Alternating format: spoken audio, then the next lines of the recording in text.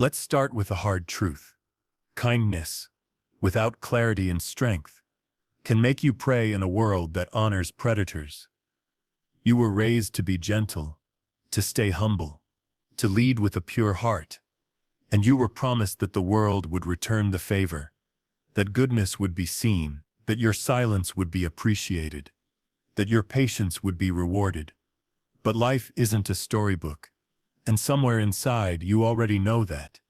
So let's stop pretending. How many times did you choose the high road, only to be met with silence? How often did you quiet your truth, only to be disrespected anyway? Julius Caesar was warned by Brutus. He chose peace and paid with his blood. Machiavelli watched it happen again and again. Good men believing virtue alone would protect them. But history doesn't protect the pure. It honors them with statues and buries them just the same. The world doesn't reward goodness. It rewards awareness. Machiavelli didn't write The Prince to corrupt you. He wrote it to keep you alive. Because morality without strategy is naivety in noble clothing, and kindness without a backbone is a leash you put around your own neck. You're not wrong for being kind. You're wrong for thinking that kindness earns respect. Because goodness without boundaries is an open door for exploitation. Look closely at your own life. The smiles that hid betrayal, the silences you let slide, the lines crossed because you never drew them. And now ask yourself, the people you admire, did they rise by staying innocent, or by knowing when to be soft and when to be sharp? Machiavelli wasn't teaching cruelty.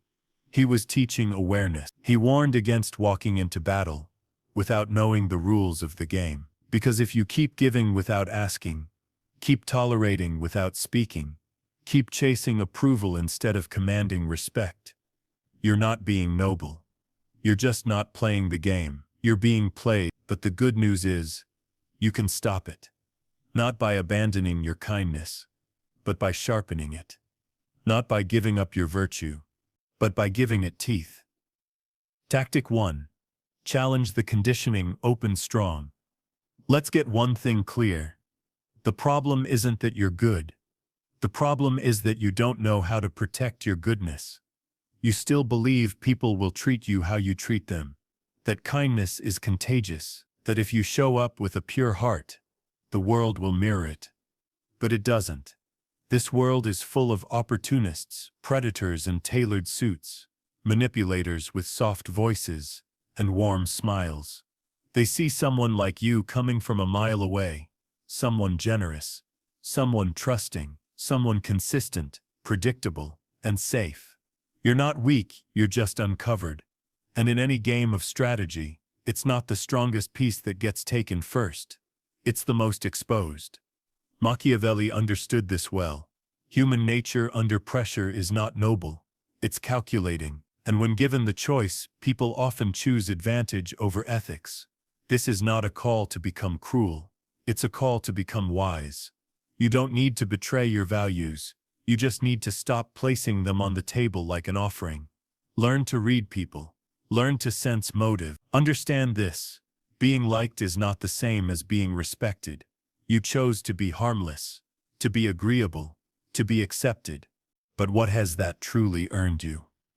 Tactic 2. Reframe good versus true. They may admire your heart, but they don't fear crossing it. They appreciate your presence until they realize you'll never say no. Because kindness without strength doesn't build loyalty. It breeds entitlement. People don't value what's always available. They use it, then walk away. Not necessarily because they're bad, but because you never taught them otherwise. So if you're tired of being overlooked, tired of giving until you're empty, tired of being broken by your own generosity, then it's time to stop confusing kindness with strategy. Because it's not strategy until it has boundaries, until it carries presence, until it comes with awareness and teeth. Machiavelli never told you to stop being good. He told you to stop being blind. And maybe that's been the real mistake all along. Believing that being liked would make you safe. But what if that very need to be good is what stripped you of your power? Let's be honest, you didn't just want to be liked. You were starving for it. Not love, but approval. That quiet nod from the world saying you're good, you belong. You survived by pleasing, by shrinking, by sanding down your edges to avoid rejection. And slowly, that survival tactic became your identity. The agreeable one, the polite one, the one who never caused waves. You called it kindness, but in truth, it made you invisible. And if you listen closely, Machiavelli would whisper this truth. The world is not ruled by the lovable, but by the unreadable. You thought kindness earned loyalty, but what they really saw was your need, and need makes you exploitable. The more obvious your hunger to be liked, the easier it is to use you. Remember, Caesar was loved, Brutus was feared.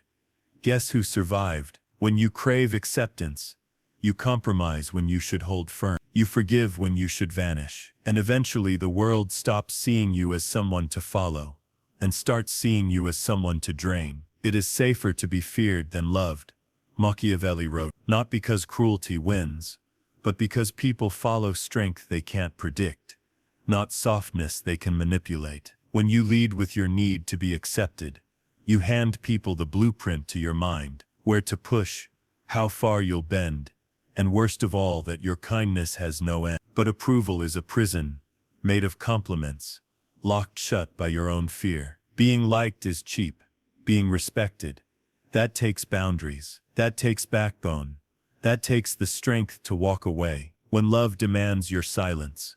So ask yourself, where have you stayed too long? Given too much, tolerated too quietly? Was it really kindness, or was it fear? Because if you don't face that now, you'll keep smiling through disrespect, keep apologizing for having needs, keep hoping to be seen without ever learning how to roar. But no one hears the man who never makes noise. Tactic 3. Use real-life examples.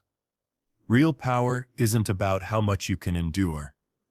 It's about knowing when to stop enduring. If being good has made you invisible, then maybe it's time to stop playing the role they handed you.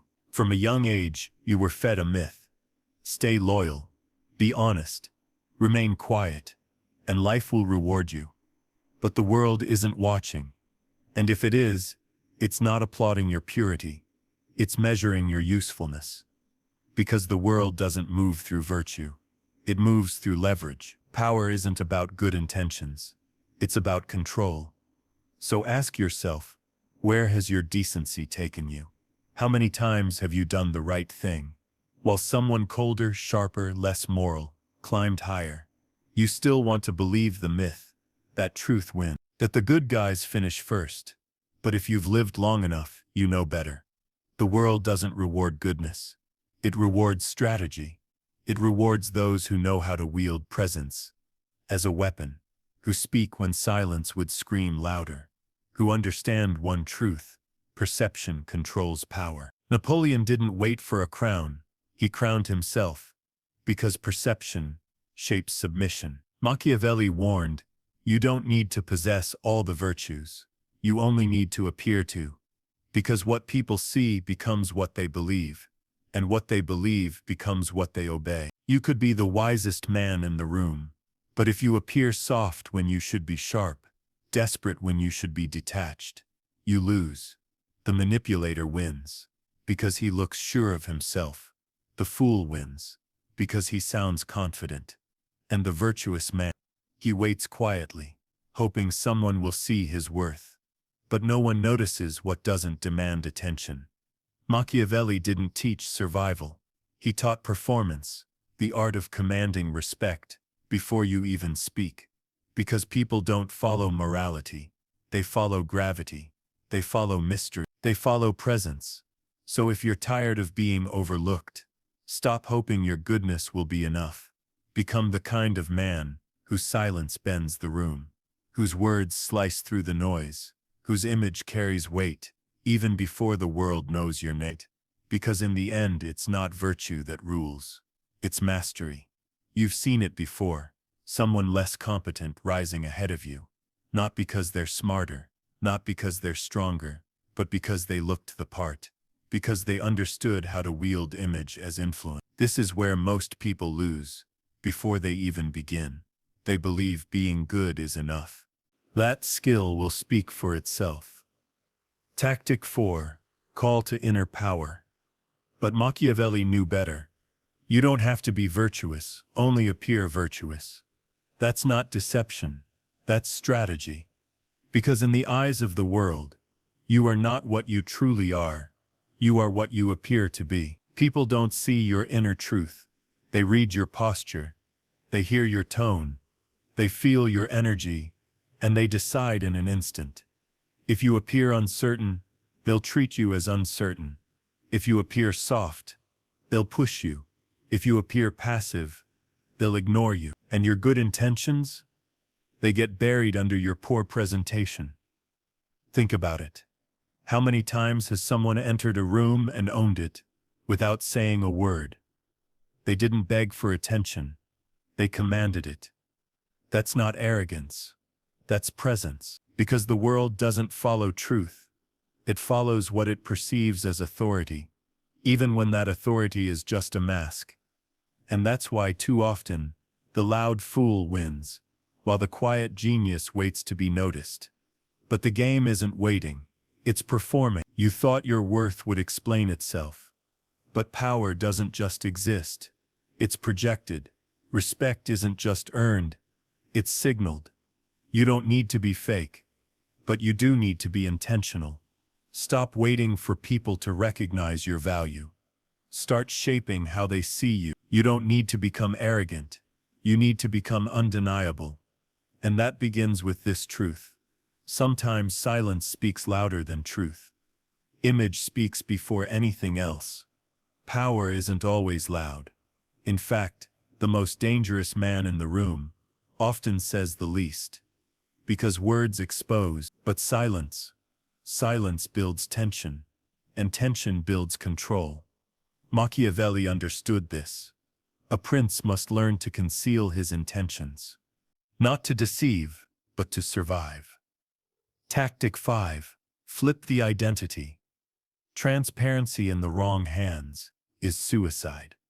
Most people think speaking their mind earns respect.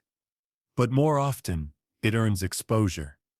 The more they know about you, the more they can predict you. And the predictable can be played. How many times have you over-explained, just to be dismissed? How often have you revealed too much too soon, only to watch it used against you? That's not honesty. That's poor self-defense. Strategic silence isn't pretending. It's preserving your edge in a world of watchers. The one who controls information controls the board. The less they know, the more they guess. And when they guess, they hesitate. And hesitation is power. You don't owe the world your thoughts. You don't owe clarity to those who haven't earned it. Let every word carry weight. Let silence do the rest. Because the man who speaks rarely becomes a man whose words are replayed.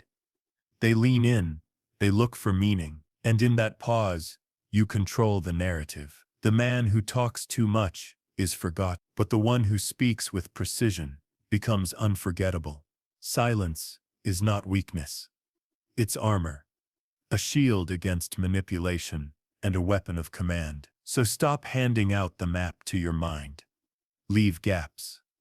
Let them wonder, because when no one can read you, no one can use you, and that is power. If they can predict you, they can control you. It's that simple.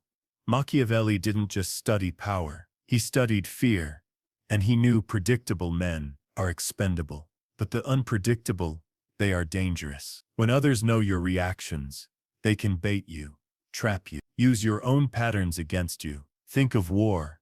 The generals who followed routine died by it, but those who changed the rhythm changed the outcome. Now look at yourself. How many times have you reacted the same way to rejection, to pressure, to disrespect, and how many people used it against you? Because they knew you'd explain. They knew you'd forgive. They knew you wouldn't walk away. But unpredictability flips the game. When they can't predict your next move, they pause. They adjust. They respect. Because uncertainty creates distance, and distance creates power. People don't fear cruelty. They fear mystery. They fear the one who doesn't react the way they expect. The one who smiles without revealing anything. The one who can vanish without a trace. That's the one they don't dare provoke. Unpredictability isn't chaos. It's calculated mystery. It's breaking your own patterns before someone else can use them against you. Tactic 6. Cinematic visuals and minimal words. Say no when they expect yes.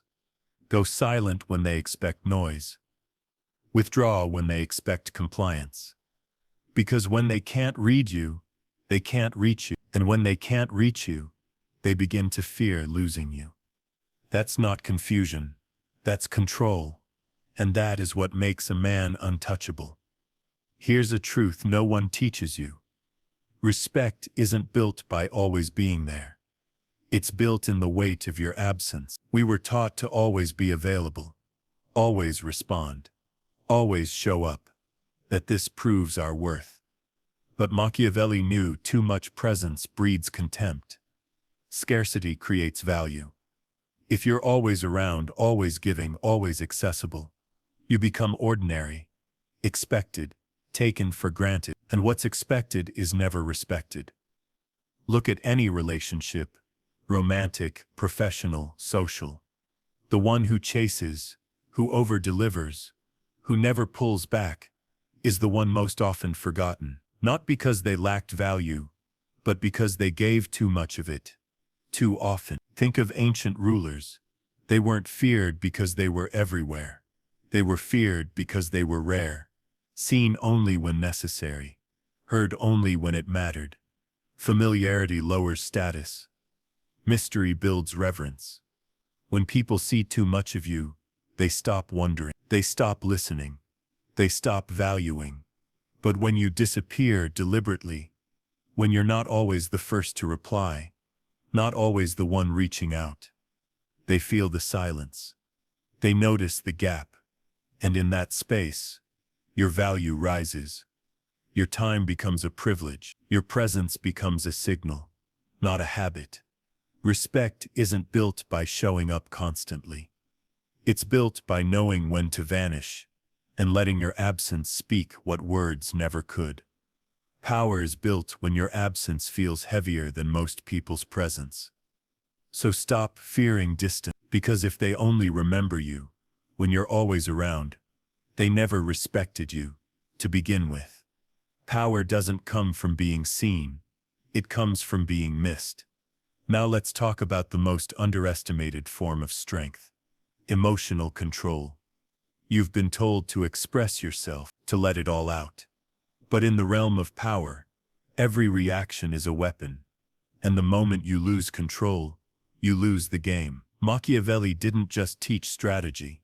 He taught restraint. Because the man who can't control his emotions will never control outcomes. Think back, the last time you snapped, raised your voice, reacted from pride or fear. Who had the power in that moment? Not you.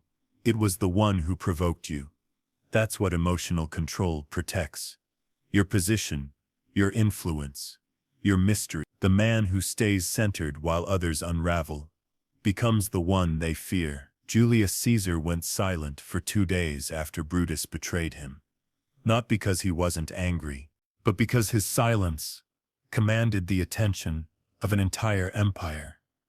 Tactic 7. Introduce the goodness trap concept. Calm in chaos isn't weakness, it's leadership. Because the one who doesn't flinch can't be manipulated. Machiavelli wasn't telling you not to feel, he was telling you don't bleed in front of those who would drink it. So pay attention to the rise in your voice, to the fire in your chest. Because if they can provoke a reaction, they can steer your next move. But if they can't, they lose control. You keep it. Emotional mastery doesn't make you cold. It makes you dangerous, quiet, unshakable, untouched by storms. It's not the loudest man who wins. It's the one who never leaves the center, Power doesn't belong to the one who moves first. It belongs to the one who moves best. In a world addicted to speed, everyone panics. They rush. They act from fear, afraid to be left behind. But Machiavelli understood. The true strategist doesn't chase. He waits. He watches. And when he moves, he doesn't miss. He waits. He watches. He lets others reveal their weaknesses. Because the first strike isn't the most powerful. The precise strike is. Think of a hunter. He doesn't shoot at every sound. He waits until the prey is exactly where it needs to be. That's strategic patience. It gives you clarity. It gives you leverage. It lets others make the first mistake. The average man reacts. The powerful man pauses. He sits in tension. He studies the board. And when he moves, he collapses everything in one clean decision. Tactic 8. Loop back at the end. Napoleon once stood in silence for hours before issuing a single command. Not out of hesitation, but because he understood, timing multiplies force.